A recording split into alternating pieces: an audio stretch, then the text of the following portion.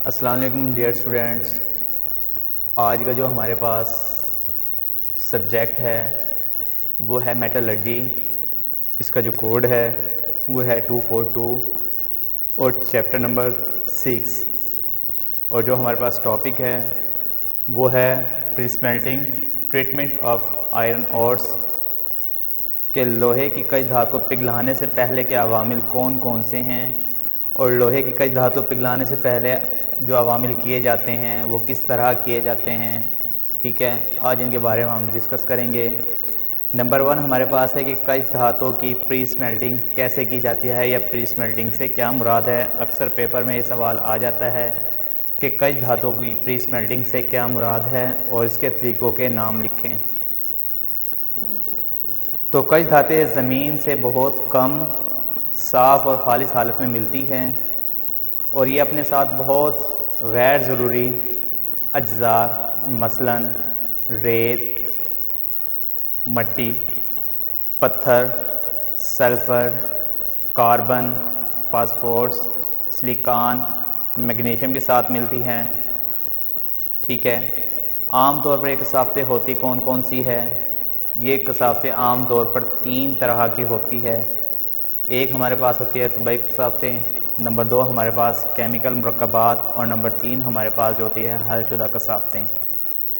तबई कसाफ़तें जो हमारे पास होती है वो क्या है। तबई कसाफ़तों में हमारे पास रेत, पत्थर, मट्टी वगैरह शामिल होते हैं। केमियाई मुरक्कबात हमारे पास कौन से होते हैं, ये भी सेम इसी तरह हमारे पास होते हैं। और हलशुदा कसाफ़तें कौन सी होती हैं। हलशुदा कसाफ़तों में carbon, sulphur, phosphorus, manganese, magnesium वगैरह शामिल होती हैं। जब हम इनको भट्टी में डालने से पहले ज़रूरी होता है कि इनमें से गैर ज़रूरी अज्जा, ठीक है, और ये जो गैर ज़रूरी हमारे पास कसाफ़तें होती हैं, ठीक है, जिसमें हमारे पास क्या है रेत, पत्थर, मट्टी और मुरक्कबात जो हमारे पास होते हैं carbon, sulphur, phosphorus, magnesium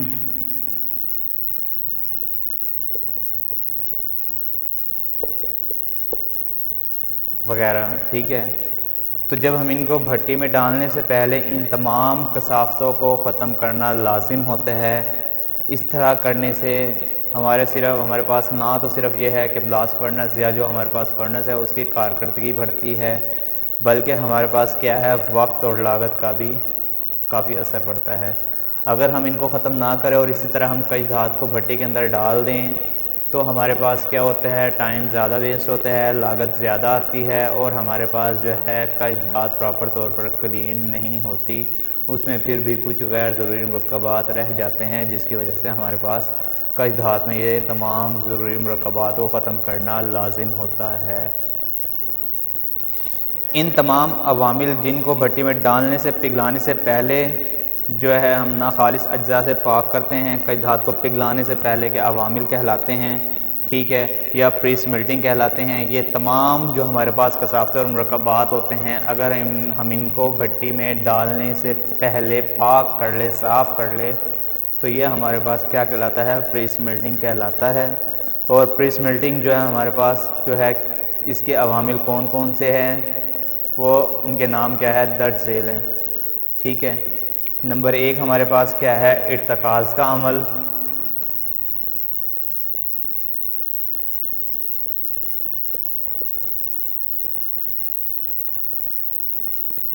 number 2 हमारे पास क्या है डले बनाने का अमल।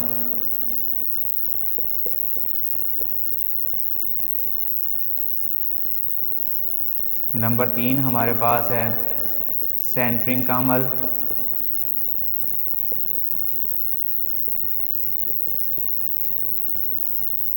नंबर 4 हमारे पास है पैलेटाइजिंग।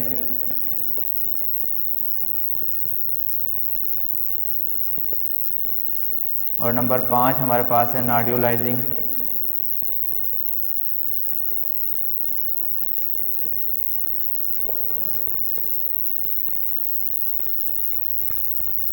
ठीक है, ये वो तमाम अवामिल है जिनके ज़रिए हम जो है प्री स्मेल्टिंग करते हैं, कई धात को साफ़ करते हैं और इससे हम क्या है खालिस धात को हासिल करते हैं। तो ये वो तमाम अवामिल हमारे पास प्री स्मेल्टिंग में शामिल होते हैं।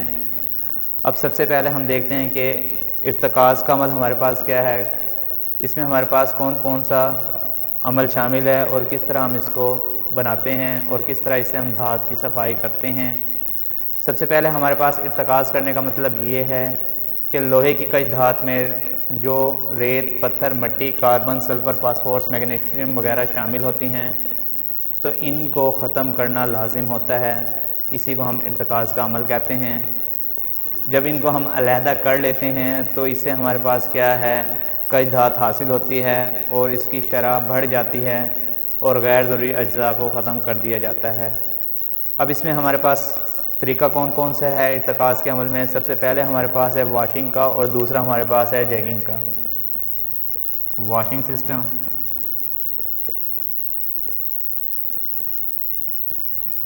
और नंबर 2 हमारे पास है जैकिंग सिस्टम।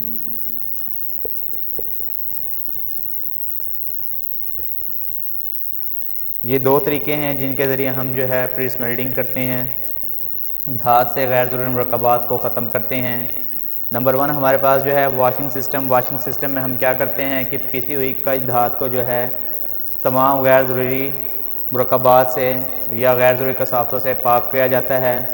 इसमें हमारे पास क्या होता है कई धात को एक टेपर सतह पर रख कर जो है पैलेटाइजिंग का अमल शुरू कर दिया जाता है, जिसकी वजह से हमारे पास क्या है कि जब हम इसको एक टेपर सतह पर रखते हैं तो ये ढलवान जो है वाइब्रेशन करना शुरू होती है, जिस पर हमारी पिसी हुई कई धात को डाला जाता है और फिर एक तेज़ पानी की लहर इसमें से गुजारी जाती है।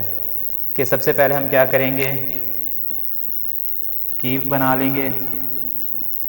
कीफ के ज़रिए हम क्या है पिसी हुई कई धात को इसके अंदर उंडेलेंगे जो हमारे पास टेपर सतह बनी हुई थी।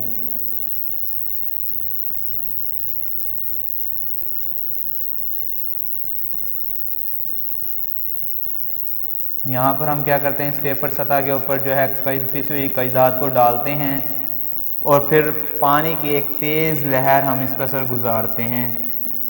पानी की एक तेज़ लहर इस पर सर गुजारेंगे तो जैसे ही हम इस टेपर सतह पर पानी की एक तेज़ लहर गुजारते हैं तो जब ये टेपर सतह वाइब्रेट करना शुरू होती है तो इस पर जो हमारे पास गैर ज़रूरी मरकबात होते हैं वो पानी की वजह से जो है सतह के ऊपर रह जाते हैं और जो वज़न में भारी होते हैं वो सतह की तह में बैठ जाते हैं, जिसकी वजह से जब पानी की तेज़ लहर इन पर से गुजारी जाती है वॉशिंग सिस्टम में तो वो जो गैर ज़रूरी मरकबात होते हैं वो पानी की तेज़ लहर की वजह से एक तरफ बह जाते हैं और वज़न में भारी होने की वजह से बाकी मटेरियल सतह की तह में बैठ जाता है, जिससे हमारे पास क्या है कि जो कई धात की प्री स्मेल्टिंग की जाती है। इस तरीक़ाकार में हमारे पास क्या है कलई, हेमाटाइट, आयरन ऑक्साइड के लिए ये तरीका बेस्ट है। इसकी जो हमारे पास कई धातें हैं इसी तरीके से वॉश की जाती है। नेक्स्ट हमारे पास जो है जैकिंग सिस्टम है। जैकिंग सिस्टम में हम क्या करते हैं कि जैकिंग सिस्टम हमारे पास एक ऐसा सिस्टम होता है, ये ऐसी मशीन है जिसे हम जग भी कहते हैं, ठीक है। जैकिंग सिस्टम का दूसरा नाम जो है हम जग सिस्टम मशीन भी कहते हैं। इसमें हम क्या करते हैं पानी को एक ख़ास ऊंचाई तक भर लेते हैं उस जग के अंदर, या जो जैकिंग मशीन होती है उसके होल्स के अंदर हम पानी को एक ख़ास मकाम तक भर लेते हैं। पानी को जो है रोटेट पिस्टन की मदद से हिलाया जाता है। जो हमारे पास रोटेट सिस्टम होता है, हमारे पास एक होज़ है, इस होज़ के अंदर हम क्या करते हैं एक पिस्टन लगा देते हैं और यहाँ पर हम क्या करते हैं फीड देते हैं जो हमारे पास कश धात मौजूद होती है। जब ये पिस्टन नीचे की तरफ मूव करेगा, ये जो पिस्टन हमने लगाया है जो नीचे की तरफ मूव करेगा तो इसमें हमारे पास क्या होता है कंप्रेशन का अमल शुरू हो जाता है। जब कंप्रेशन का अमल शुरू होता है तो हमारे पास क्या है पानी फिल होने की वजह से जब हम इसके अंदर फीड देते हैं, जो हमने पिसी हुई कई धात इसके अंदर डाली है, तो वो क्या है, पिस्टन को मूव करने की वजह से, रोटेट करने की वजह से जो है हमारे पास भारी जो मटेरियल होता है उसको तह में बिठा लेती है रोटेटरी पिस्टन की वजह से। जब रोटेटरी पिस्टन की वजह से इसको हम हिलाते हैं तो हमारे पास क्या होता है, जो धात वज़न में ज़्यादा होती है, कच धात, वो उसकी सतह में बैठ जाती है और जो हल्की होती है वो इसकी सतह पर तैरना शुरू कर देती है। जब वो हल्के होने की वजह से पानी के दूसरे खाने में जाकर गिरता है तो कच धात खालिश धात में वज़न में ज़्यादा भारी होती है, तो वो स्क्रीन के ऊपर रह जाती है, जहाँ से इसको आसानी से अलहदा कर लिया जाता है। ये हमारे पास जैकिंग सिस्टम कहलाता है। वॉशिंग सिस्टम में हम क्या करते हैं, तेज़ प्रेशर के साथ उसकी टेपर सतह पर जो है जब हम धात डालते हैं तो पानी की तेज़ लहर की वजह से उससे जो है हमारे पास मटेरियल हल्के होने की वजह से पानी के साथ बह जाते हैं और जो भारी होते हैं वो उसकी सतह में बैठ जाते हैं, जिसे हम वॉशिंग सिस्टम कहते हैं। कंसंट्रेशन मेथड में हमारे पास ये दो ही तरीके थे, नंबर 1 वॉशिंग सिस्टम, नंबर 2 हमारे पास जैकिंग सिस्टम। अब हमारे पास है सवाल नंबर 2 कि डले बनाने का अमल क्या होता है और डले बनाने के साथ साथ इसको हम कैसे जो है प्री स्मेल्टिंग के लिए इस्तेमाल करते हैं। अब देखते हैं कि हमारे पास जब कच धात को बारीक करके पीस लिया जाता है तो फिर मैकेनिकल तरीका इस्तेमाल करते हैं। सबसे पहले हम क्या करते हैं, कच धात को बारीक पीस लेते हैं और फिर उसे मैकेनिकली मेथड के ज़रिए इस्तेमाल करते हैं और उसको मुनासिब जो हमारे पास साइज़ होते हैं उसके डलों की सूरत में तब्दील कर लेते हैं। छोटा छोटा सर्कल बना लेते हैं गोल, जिसे हम डले कहते हैं, ठीक है, जिसे हम डले बनाने का अमल भी कहते हैं। इस तरीके में हम क्या करते हैं, ब्लास्ट फर्नेस में कच धात को पिघलाने से पहले इस बात का ख्याल कर लिया जाता है कि जब हम कच धात को ब्लास्ट फर्नेस के अंदर पिघला रहे होते हैं तो इस बात का ख्याल कर लें कि डले का साइज़ जो है मुनासिब साइज़ और वज़न के हों। आम तौर पर जो हमारे पास डले होते हैं उनका साइज़ जो हम कितना रखते हैं, तकरीबन 30 मिलीमीटर रखते हैं, ठीक है। मिलीमीटर रखा जाता है क्योंकि इसमें जब हम 30 मिलीमीटर के डले बनाएंगे तो ये हमारे पास मुनासिब साइज़ के होंगे। अगर हम ज़्यादा बड़े डले बना लें, 30 मिलीमीटर से ज़्यादा बड़े डले बनाएंगे, तो जब हम उसको ब्लास्ट फर्नेस के अंदर उंडेलते हैं तो उसमें से हमारे पास क्या है, गैसेस खारिज नहीं होती, जिसकी वजह से जो है वो प्रॉपर तौर पर मेल्ट भी नहीं होती। इसीलिए हम क्या करते हैं, डलों को जो साइज़ होते हैं आम तौर पर 30 mm रखते हैं। कच धात को डलों की शक्ल में लाया जाता है क्योंकि इसमें ब्लास्ट फर्नेस में जब डालते हैं तो कच धात पाउडर की सूरत में शक्ल में डालेंगे तो ये हमारे पास क्या है, ब्लास्ट फर्नेस के जो हमारे पास वे होते हैं, अगर हम इसी तरह कच धात को पिसी हुई सफ़ूफ की सूरत में उसके अंदर डाल दें तो हमारे पास जो कच धात के जहाँ से हवा गुजरने का अमल होता है वो रास्ते रुक जाते हैं, जिसी की वजह से हमारे पास क्या है कि प्रॉपर तौर पर धात मेल्ट नहीं होती।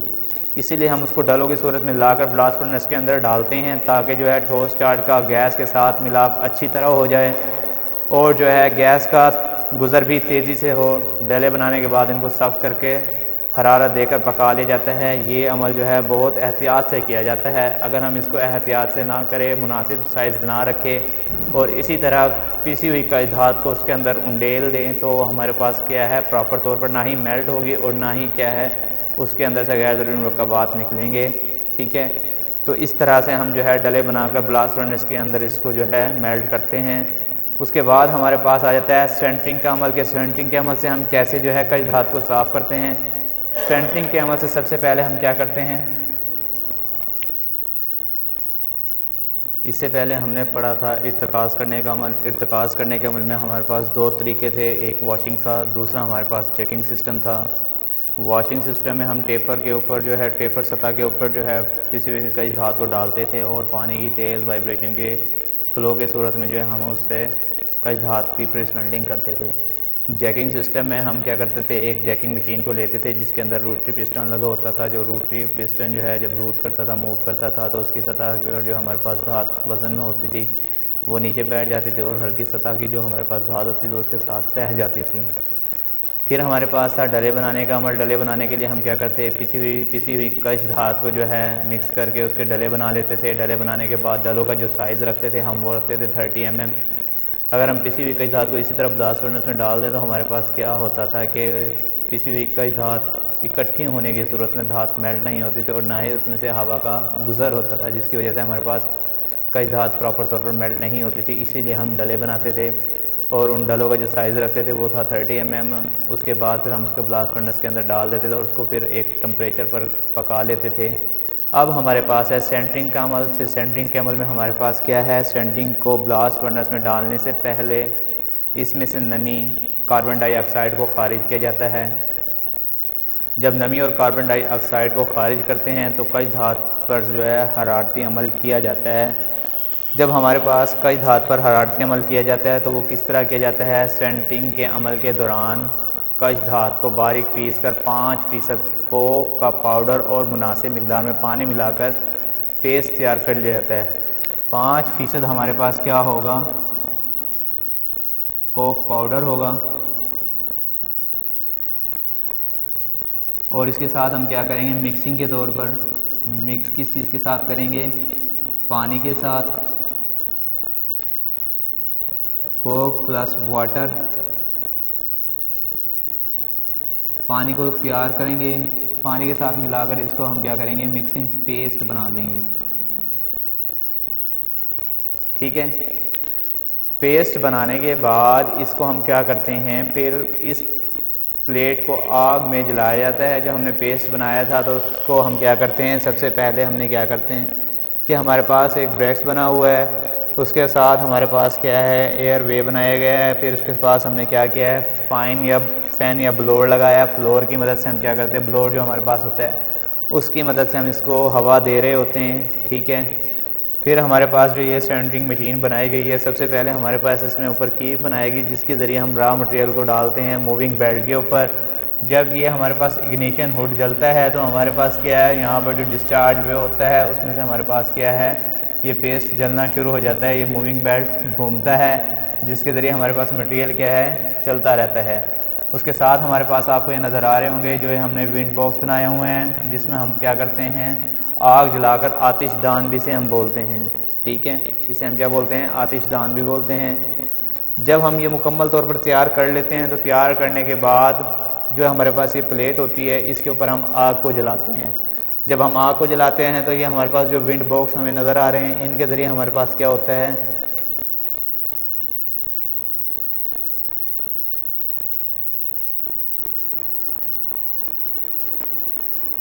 ये जो विंड बॉक्स आपको नज़र आ रहे हैं सेंटर में वाइट कलर के, इनके ज़रिए जब हम प्लेट के ऊपर आतिशदान के ऊपर आग को जलाते हैं तो इन वे के ज़रिए जो हमारे पास ये हीट होती है ये ऊपर जाती है मूविंग बेल्ट के ऊपर। जो हमारे पास पाउडर इस पर लगता है उसको क्या करती है, हीट देती है। ठीक है, जिसमें कार्बन डाइऑक्साइड, ठीक है, और नमी खारिज हो जाती है और उसके तरह के जो हमारे पास सल्फाइड और सल्फर्स हैं वो भी खारिज हो जाते हैं। इसके नतीजे में हमारे पास क्या बनता है कि छोटे छोटे ज़रात आपस में मिलकर जुड़ जाते हैं और जो है एक मसामदार बड़े टुकड़े की शक्ल इख्तियार करते हैं, जिसे डले बनाने का अमल को सेंटरिंग कहा जाता है। ये जो बड़े बड़े टुकड़े होते हैं इसको बनाने के लिए हम क्या करते हैं, सेंटरिंग कहते हैं। सेंटरिंग के अमल के पास हमारे पास दो तरह की मशीनें इस्तेमाल होती है, एक हमारे पास मुसलसल मशीन है और दूसरी हमारे पास क्या है, बेंच टाइप मशीन है।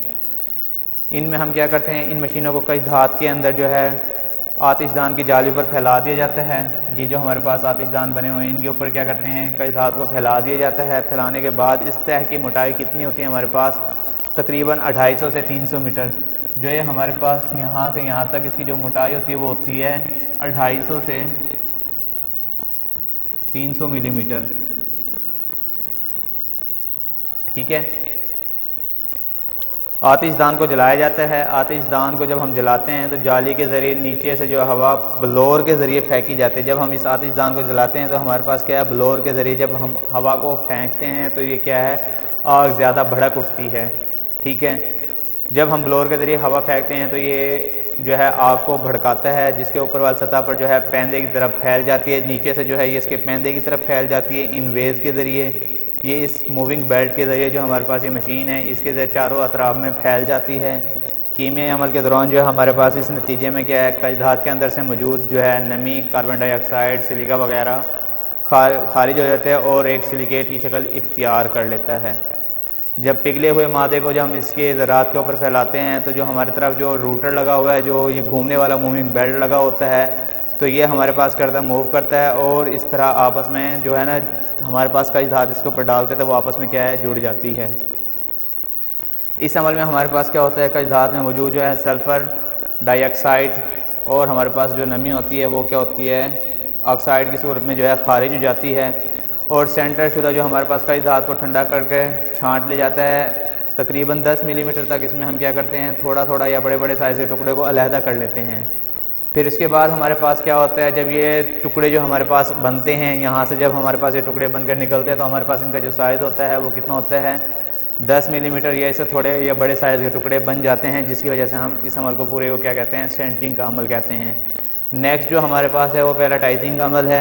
पैलेटाइजिंग में हम क्या करते हैं, इस अमल के में हम सबसे पहले क्या करते हैं, पाउडर की सूरत में हम इसको लेते हैं। जो हमारे पास पिसी हुई कच्छ धातु होती है उसकी शक्ल, जो शेप है, जो फॉर्म है वो किस सूरत में होती है, पाउडर की सूरत में होती है।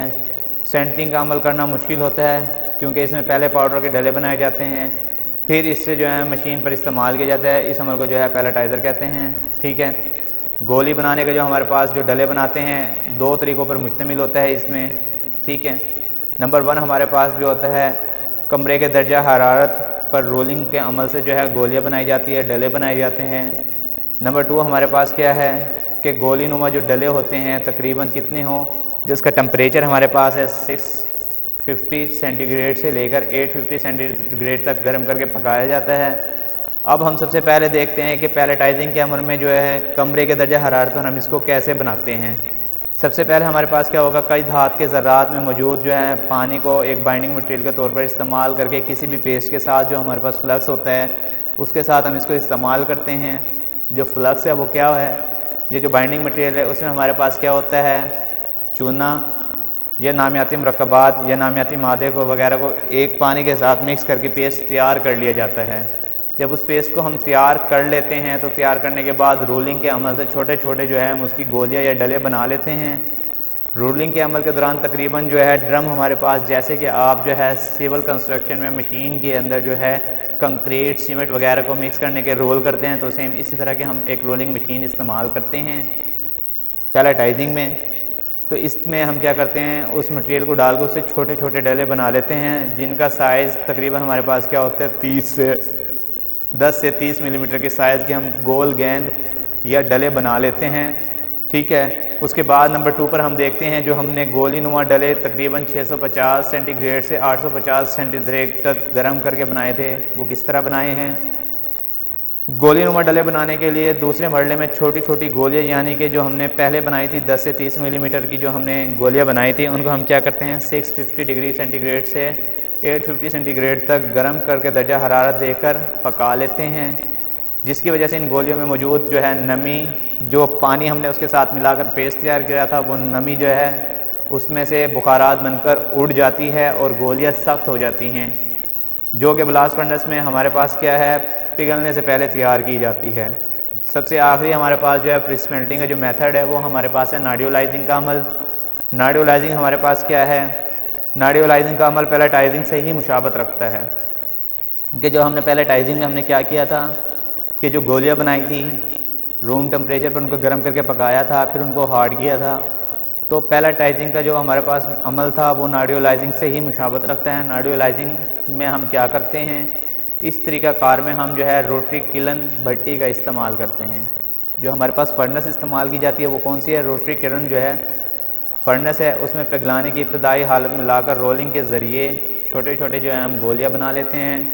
ठीक है, इस तरीके में ना तो मटेरियल के ज़र्रात का साइज़ की वजह से कोई मुश्किल आती है, उसमें हम कोई मुनासिब साइज़ नहीं रखते जिस तरह का हमारे पास, जैसे कि हमने पैलेटाइजिंग में एक मुनासिब साइज़ रखा था गोलियों का, जो हमारे पास गेंदनुमा गोलियाँ थी उनका साइज़ जो हमारे पास था कितना था 10 से 30 मिलीमीटर।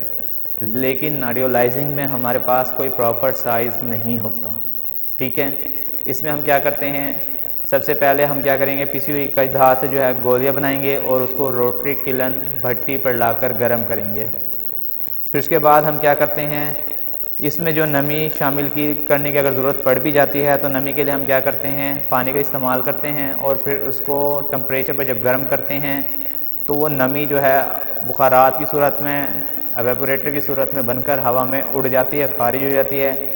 लेकिन इस तरीक़ाकार में जो हमारे पास जो गोलियों का साइज़ है और जो रिंग है वो वाफर मकदार में ईंधन की ज़रूरत इस्तेमाल करने की ज़रूरत पड़ती है, क्योंकि जब हम इसमें से नमी को खारिज करते हैं तो हमारे पास क्या है, ईंधन ज़्यादा इस्तेमाल किया जाता है, टम्परेचर ज़्यादा दिया जाता है, इसलिए हमारे पास इसमें ईंधन भी ज़्यादा इस्तेमाल पड़ता है। इसकी वजह से यह तरीक़ाकार महदूद है। और जो है ये लास्ट हमारे पास जो था नाडियोलाइजिंग का अमल था, जिसमें हम गोलियों को मुख्तलिफ साइज़ की सूरत में नहीं बल्कि जिस साइज़ में हमारे पास बन जाती है उसी साइज़ के मुताबिक हम इसको तैयार कर लेते हैं।